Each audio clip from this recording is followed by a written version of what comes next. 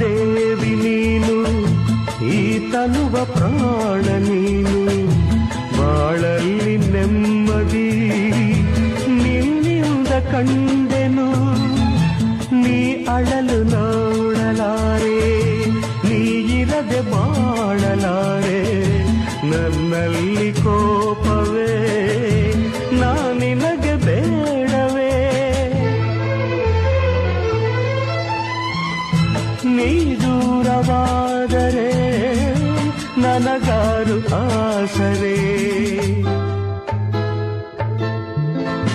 ನೆರಳನ್ನು ಕಾಣದ ಲತೆಯಂತೆ, ಬಿಸಿಲಿಗೆ ಬಾಡಿದ ಹೂವಂತೆ, ಸೋತಿದೆ ಈ ಮೊಗವೇಕೆ, ಏನು ನಿಂದ ಚಿಂತೆ ಹೇಳೆ ನನ್ನ